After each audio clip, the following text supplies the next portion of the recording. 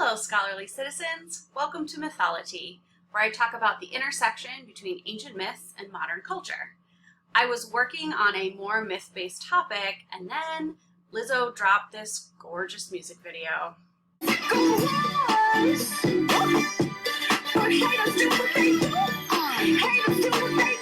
So the song, Rumors, is a clapback at Lizzo's haters and people who are talking about her, and we can see that the costuming and background are based on ancient Greek and Roman art.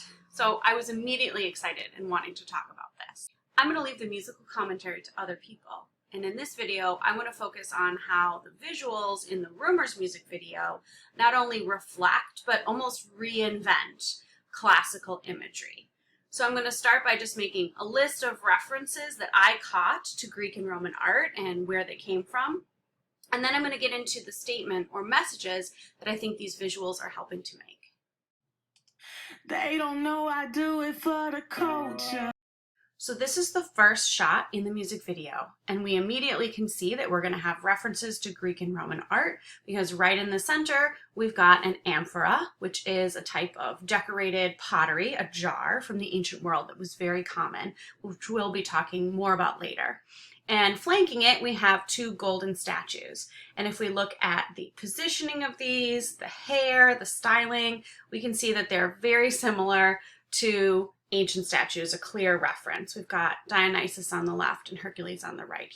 Notice that Lizzo's statues are more voluptuous. This is a choice that the art is going to make throughout the music video. And they're also gold. The ancient statues are frequently marble or other stone, or they're bronze, gold being too expensive and too soft of a metal to use for a whole statue. However, the gold's going to fit in well with the video's aesthetic. So even in the first frame of the music video, we've got references to Greek and Roman art, but ones that are interpreted in a way that are specific to Lizzo in this song.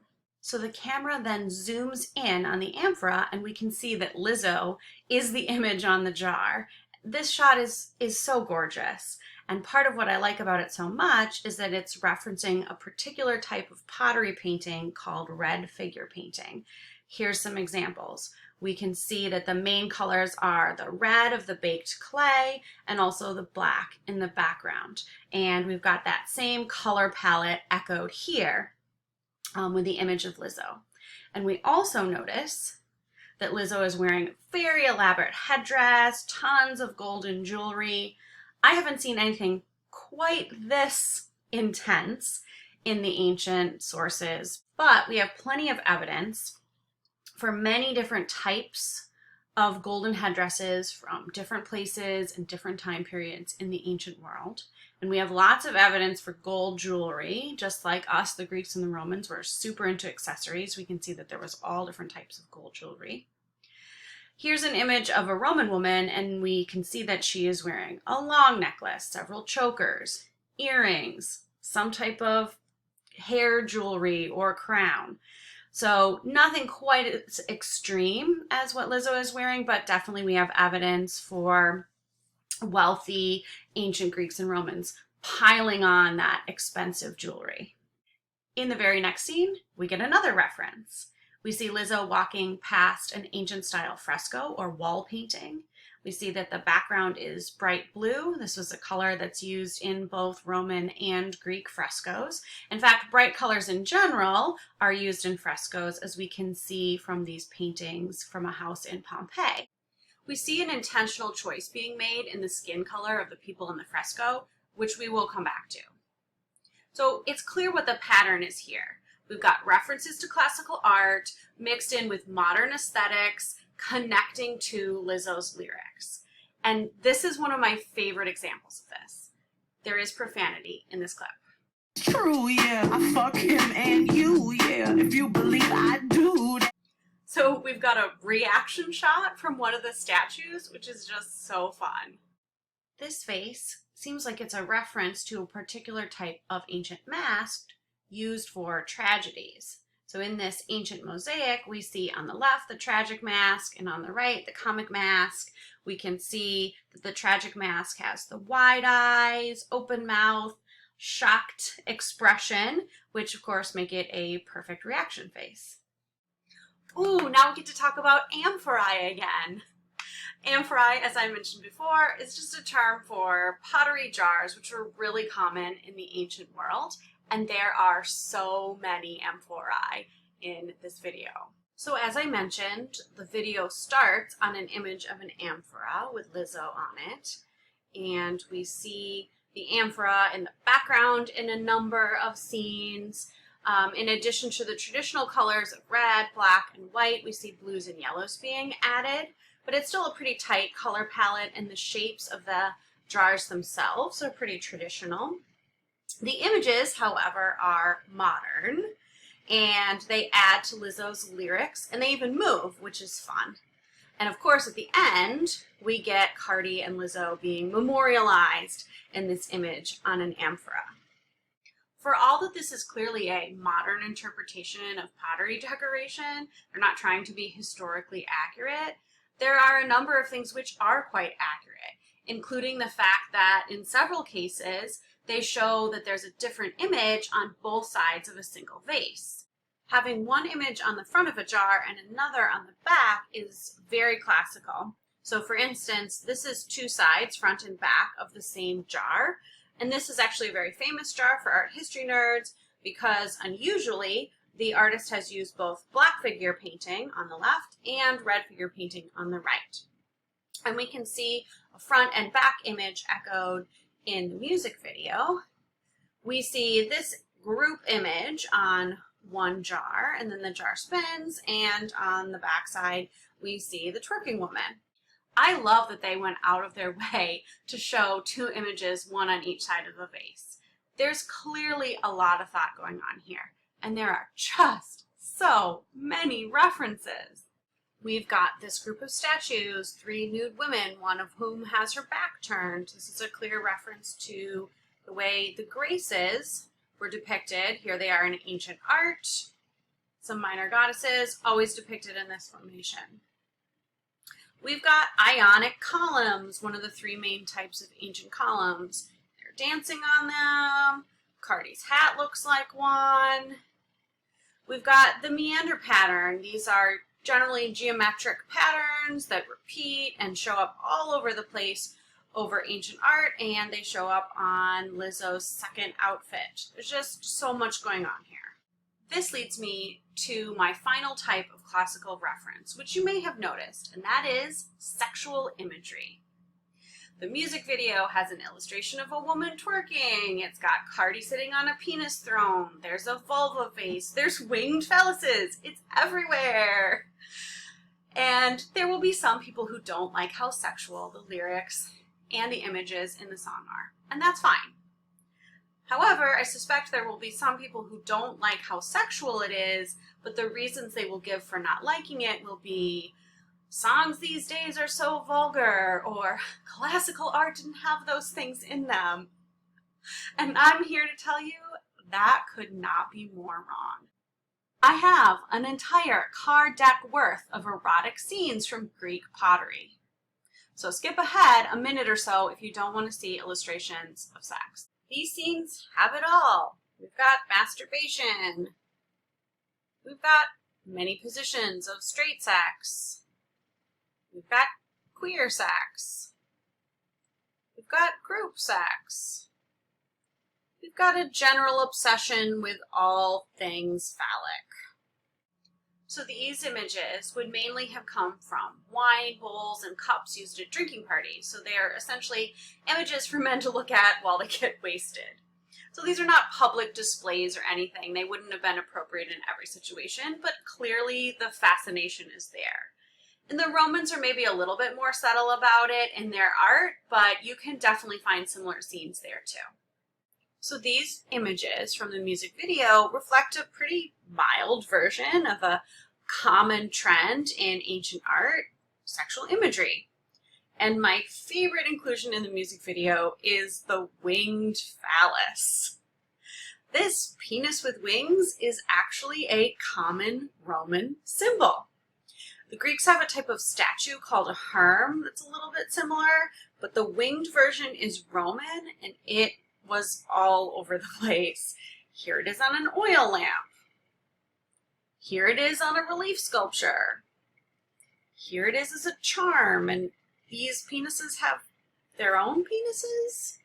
So, what is this winged phallus symbol? It's called a phascinus, and it's connected to a Roman god of fertility. It's thought to bring fertility, which makes sense. But interestingly, it's also thought to bring good luck or protection, particularly protection from the evil eye. The evil eye is the idea that if you are very successful, other people looking at you and being envious of you will cause you bad luck and kind of curse you. So the phascinus is supposed to avert people's eyes so they're not looking at you enviously and causing you bad luck. In fact, the ancient Romans during triumphal processions, a time when a Roman general was treated as almost superhuman, like totally glorified, they used to hang a phallic symbol underneath the emperor's chariot to avert people's eyes to protect him from people's envious glances. And this is why the inclusion of the winged phallus is so brilliant in this music video. Not only does it fit with the theme of the scene, the penis throne, not only does it fit with the other sexual references and classical references in the imagery, but here in a song where Lizzo is clapping back at her haters and people who may be envious of her success, we have the phascinus as a symbol of protection from people's ill wishes against Lizzo. I mean, that is brilliant. Whoever decided to put the winged phallus into this music video, that person deserves a raise. In fact, the whole music video is so impressive.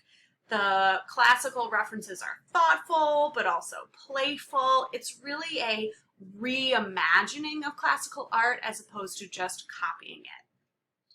And speaking about reimagining things in the ancient world, that leads me to my second topic.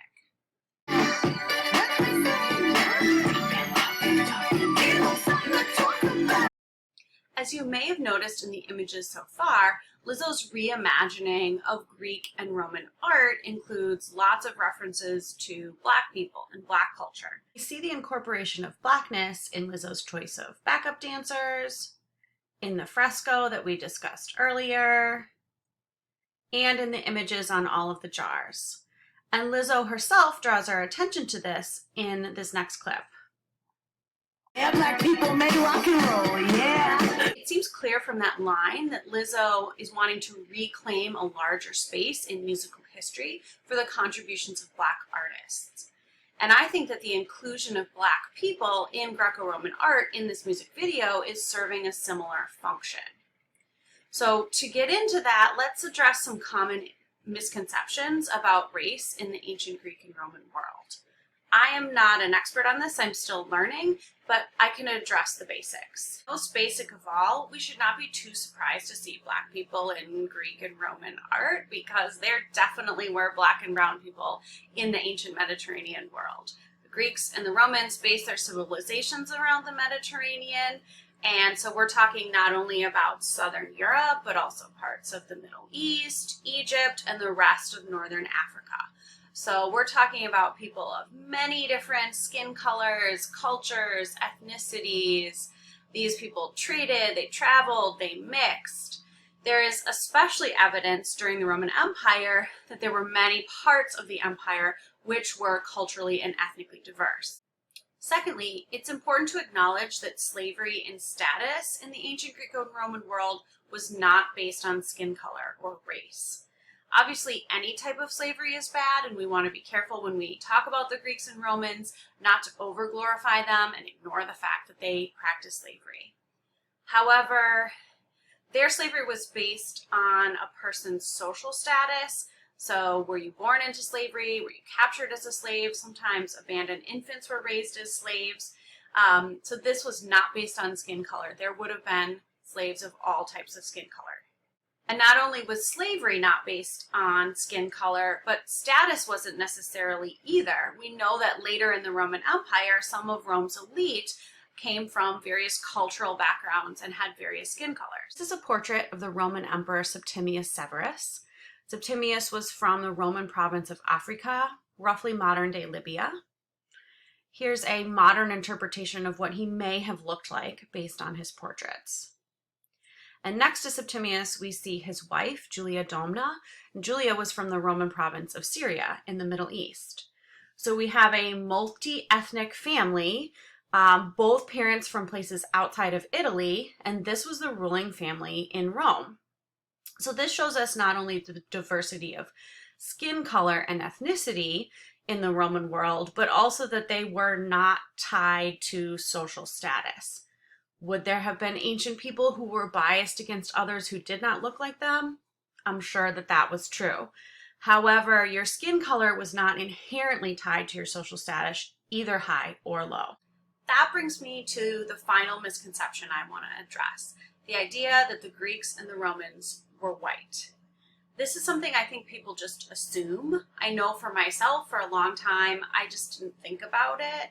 And because my bias is that the white is the default, and because of the way Greeks and Romans are shown to us in the media, I just made an assumption. But the Greeks and the Romans were not white.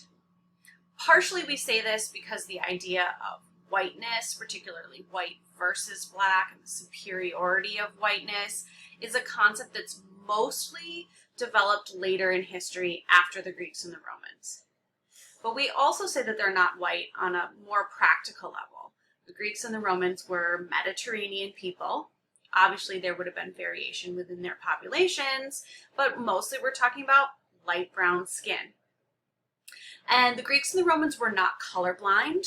They knew that people in different parts of the world looked different from each other. They mentioned skin color. They mentioned lighter skinned people, darker skinned people in their writing, but they don't associate themselves with either of those groups of people. Somebody with skin color like mine, probably from Northern Europe, would for a long time have been seen as uncivilized or barbaric, definitely inferior to the Greeks and the Romans. So there was a concept of whiteness in the ancient Greek and Roman world, but it's not a concept that the Greeks and the Romans applied to themselves. So back to Lizzo. Her line, "Black people made rock and roll," is reclaiming more of a space for Black artists in music. And I think that the incorporation of modern Blackness and Greco-Roman visuals is doing a similar thing. It's reclaiming a space for Black and brown people in classical art. Black and brown people were always there in the classical world, but unfortunately there's been an intentional effort to whiten and claim for whiteness ancient Greece and Rome. The lyrics in Lizzo's song are a rejection of her haters and their rumors. And what I think is so masterful about the video is that the reimagined Greco-Roman art allows Lizzo, without saying a word, to also clap back at those who have tried to claim the ancient world for white superiority. So thank you, Lizzo, for an amazing music video, which is not only fun and beautiful, but also gives us a thought-provoking take on Blackness and classical art. Brava! But I'ma keep doing what I wanna do, cause all the rumors are true.